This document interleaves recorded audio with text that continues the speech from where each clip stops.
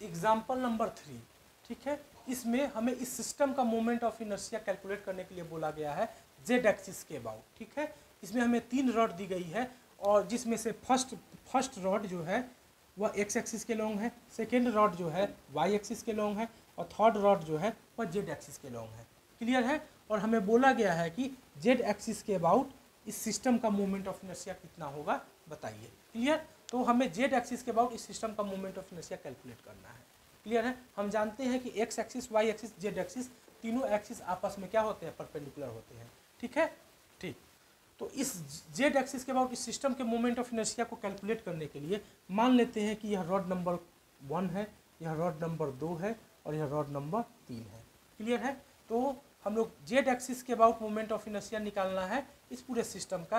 तो Z axis के about हम लोग क्या करेंगे, रॉड नंबर 1 का मोमेंट ऑफ इनर्शिया कैलकुलेट करेंगे, रॉड नंबर 2 का मोमेंट ऑफ इनर्शिया कैलकुलेट करेंगे, रॉड नंबर 3 का मोमेंट ऑफ इनर्शिया कैलकुलेट करेंगे। और moment of inertia scalar quantity होता है तो सिंपली ऐड कर देंगे तो जेड एक्सिस के अबाउट हमें सिस्टम का मोमेंट ऑफ इनर्शिया पता चल जाएगा। क्लियर है। तो आइए हम लोग स्टार्ट करते हैं। तो जेड एक्सिस के अबाउट रॉड नंबर 1 का मोमेंट ऑफ इनर्शिया कितना होगा उसे हम पहले कैलकुलेट करते हैं। तो जेड एक्सिस के अबाउट रॉड नंबर 1 के मोमेंट ऑफ इनर्शिया को अगर हम I1 बोले तो I1 होगा कितना।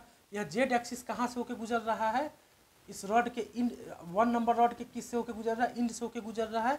और एक्स एक्सिस पर क्या है, परपेंडिकुलर है, यानी कि रॉड के लेंथ पर, मतलब फर्स्ट रॉड के लेंथ पर क्या है, परपेंडिकुलर है। जब भी कोई भी एक्सिस किसी रॉड इंड से, कोई भी एक्सिस किसी रॉड के इंड से होकर गुजरे और रॉड के लेंथ पर परपेंडिकुलर हो तो मोमेंट ऑफ इनर्शिया कितना होता है, mL² होता है। यानी कि जेड एक्सिस सिंपली है कैसे, इस ढंग से है।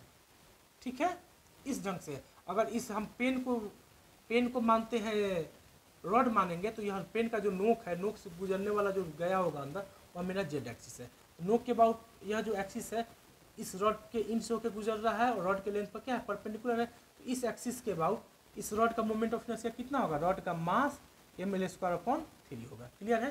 ठीक उसी तरह से इस एक्सिस के बाद इस रॉड नंबर 2 का मोमेंट ऑफ इनर्शिया कितना होगा, यह एक्सिस रॉड के इंड से होकर गुजर रहा है और रॉड के लेंथ पर क्या है, परपेंडिकुलर है। तो इस एक्सिस के बाद अगर मान ले इस 2 नंबर पार्ट का मोमेंट ऑफ इनर्शिया को अगर I2 माने तो I2 सिंपली होगा कितना, इस रॉड का मास m दिया गया है और लेंथ कितना दिया गया, l, mL² दिया गया है, 3 होगा। क्लियर है। और सिंपली जेड एक्सिस किससे होकर गुजर रहा है, जेड एक्सिस के अबाउट इस रॉड नंबर 3 का मोमेंट ऑफ इनर्शिया को अगर हम I3 बोले तो I3 होगा कितना, यह एक्सिस रॉड के लेंथ से ही गुजर रहा है। जब भी कोई भी एक्सिस रॉड से ही गुजरे, रॉड के लेंथ से ही गुजरे तो उस एक्सिस के बाद मोमेंट ऑफ इनर्शिया कितना होता है, 0। हमने पहले पढ़ चुका है कि अगर यह कोई रॉड है और एक्सिस जो है कि उसी के लेंथ से होकर गुजर रहा है तो इस एक्सिस के अबाउट मोमेंट ऑफ इनर्शिया कितना होता है। तो जेड एक्सिस के अबाउट इस रॉड नंबर 3 का जो मोमेंट ऑफ इनर्शिया होगा वह कितना होगा, 0 होगा। तो अगर जेड एक्सिस, क्योंकि जेड एक्सिस किससे होकर गुजर रहा है, रॉड के लेंथ से ही होकर गुजर रहा है। क्लियर है। रॉड नंबर 3 के लेंथ से ही होकर गुजर रहा है तो इसलिए इस रॉड का जेड एक्सिस का मोमेंट ऑफ इनर्शिया कितना होगा, 0। क्लियर है। तो जेड एक्सिस के अबाउट इस पूरे सिस्टम का मोमेंट ऑफ इनर्शिया को अगर हम I मान ले तो I क्या होगा, रॉड नंबर 1 का moment of inertia Z axis के अबाउट प्लस रॉड नंबर 2 का moment of inertia Z axis के अबाउट, इसको I2 बोले हैं, प्लस रॉड नंबर 3 का मोमेंट ऑफ इनर्शिया जेड के अबाउट जो I3 है। ठीक है। अब इस तीनों को हम लोग जोड़ देते हैं। I1 हमारे पास कितना है, mL² है, I2 हमारे पास कितना है, mL² है और I3 हमारे पास कितना है, 0।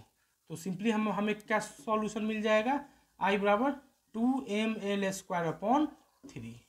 क्लियर। तो इस जेड एक्सिस के अबाउट इस सिस्टम का जो मोमेंट ऑफ इनर्शिया होगा वह कितना होगा, 2mL² 3। क्लियर। ओके। ठीक है। Thank you.